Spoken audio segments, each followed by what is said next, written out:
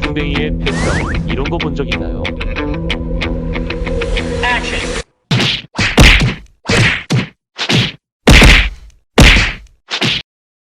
안녕하세요. 터프터프입니다. 얼마 전 잔디밭에서 아주 흥미로운 것을 목격하여 시청자 여러분께 소개해드리고자 하여 나왔습니다. 보통 풍뎅이의 유충을 통틀어 궁뎅이라 하는데 터프터프가 목격한 것은 풍뎅이의 패싸움입니다. 자, 한번 볼까요?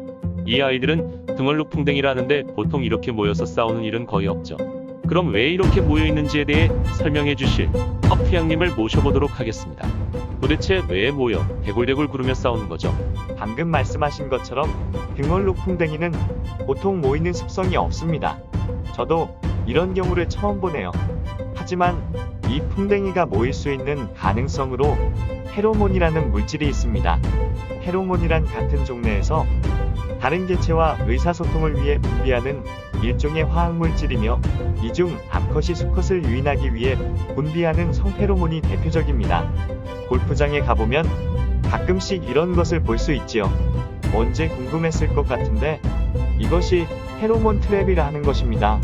여기에 등얼룩 풍뎅이를 유혹하는 성페로몬이 첨가되어 있는데 아마도 이 페로몬을 잔디에 흘려 등얼룩 풍뎅이가 모인 것일 수 있습니다.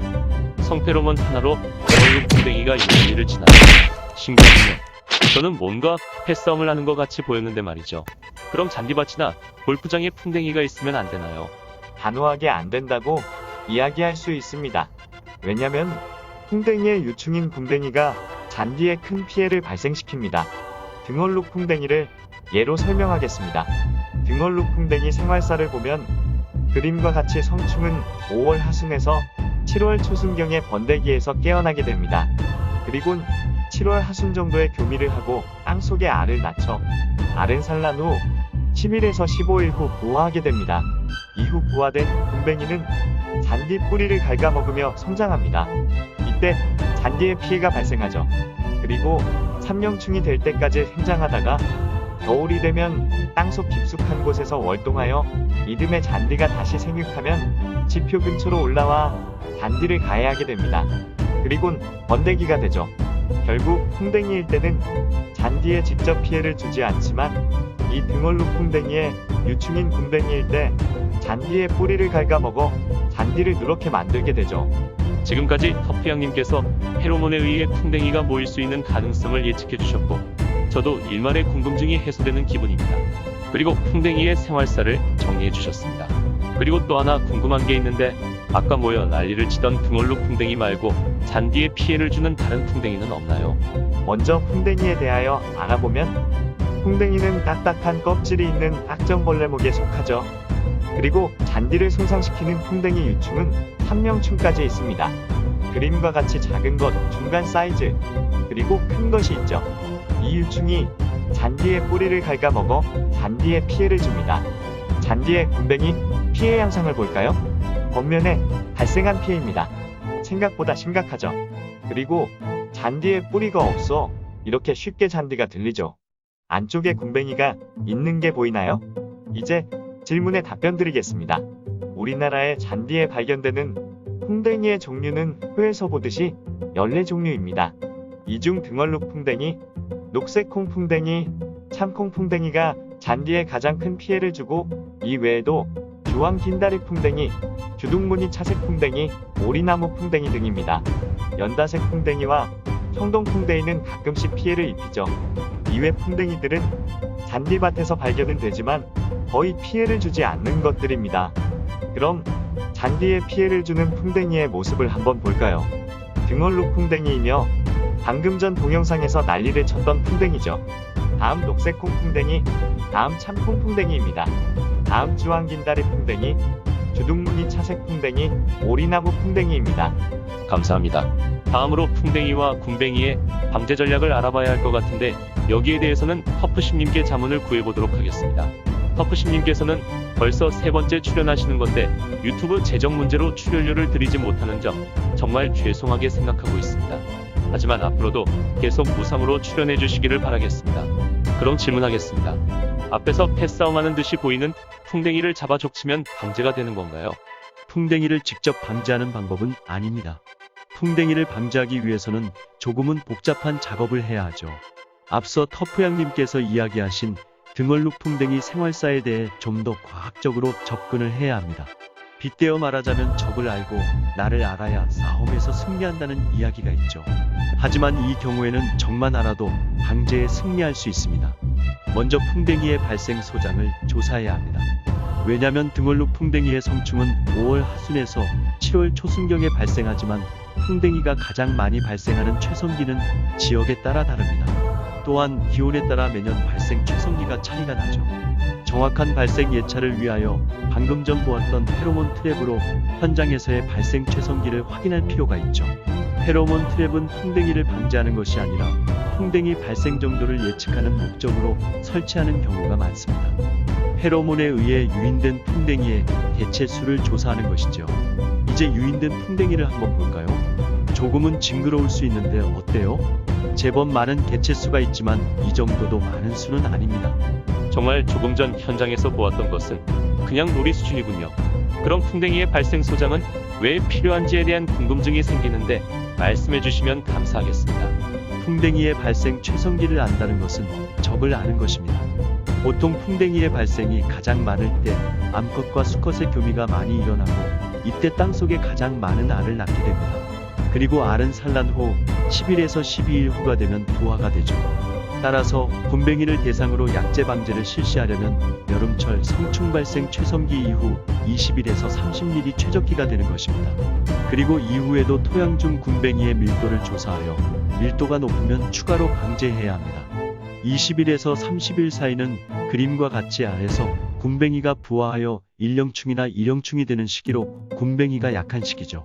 이때를 공략하는 것입니다. 또 보통 알이나 번데기일 때는 알 껍질과 표피가 왁스 물질로 둘러싸여 있어 농약을 살포하여도 약효가 거의 없습니다. 또한 성충은 날아다니거나 움직이므로 농약으로 맞추기가 힘들죠. 마지막으로 삼령충은 농약을 접촉하게 된다고 하여도 제법 버틸 수 있는 덩치이죠. 다음으로 방제약제입니다.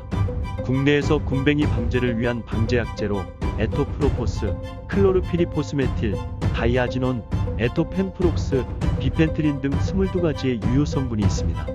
한 가지 유효 성분으로 이루어진 약제도 있지만 유효 성분을 혼합한 약제 또는 약제의 제형이 달라지면서 표와 같이 총 34가지로 늘어나게 되죠. 일어난 약제를 사용 시에는 저항성 발현을 예방하기 위하여 계통이 다른 약제를 번갈아 사용하는 교호살포를 해야 합니다. 또한 이미다클로프리드나 티라메톡삼 같은 니코티노이드 계통의 약제는 흡수 이행성으로 약효가 긴 장점이 있어 유충보하기 때 전면 처리를 하면 좋죠. 굼벵이의 밀도가 높으면 유기인계나 피레스로이트계의 접촉 독제를 이용하여 추가로 방제하되 이때는 약액이 굼벵이의 몸에 직접 닿아야 하므로 강우 직후나 아니면 약제를 살포하고 충분히 관수를 해주어야 합니다. 그리고 효과를 극대화하기 위해서는 굼벵이 서식 환경이 주로 잔디밭 대취층 아래에 있다는 것을 감안하여 에어레이션 등의 갱신 작업 후 처리하게 되면 방제 효과는 아주 높아지죠. 지금까지 터프심님께서 굼벵이 방제 전략과 방제약제에 대하여 말씀해 주셨습니다. 다음으로 굼벵이에 대하여 현장감 있게 말씀해 주실 터프김님을 모셔보도록 하겠습니다. 터프김님께서는 많은 현장을 다니면서 굼벵이에 의한 잔디 피해와 또 굼벵이를 직접 목격하였을 텐데 잔디 피해, 굼벵이, 풍뎅이에 관한 사진을 보여주시면서 설명을 들어보도록 하겠습니다. 안녕하세요. 터프김입니다. 우선 제가 현장을 다니면서 무수히 많은 굼벵이 피해를 보았습니다. 이런 굼벵이에 의한 피해는 잔디가 있는 곳이면 어디든지 발생할 수 있다는 걸 알았죠. 골프장의 경우 주로 러프 쪽에 굼벵이 발생이 많습니다. 이는 페어웨이에만 굼벵이 방제 약제를 살포하였을 경우죠. 그리고 러프 쪽에 약제를 살포하였을 때는 페어웨이에 굼벵이 피해가 발생하기도 합니다. 생각보다 영악한 놈들이죠. 그리고 잔디로 조성된 운동장의 경우는 주로 중앙이 아닌 가장자리부터 피해가 발생하죠. 이건 풍뎅이의 이동 성향과 비행 패턴의 영향으로 생각됩니다. 앞서 보셨듯이 국내에는 등얼룩 풍뎅이, 녹색 콩풍뎅이, 참콩풍뎅이 등 여러 종류의 풍뎅이가 잔디에 피해를 주고 있습니다.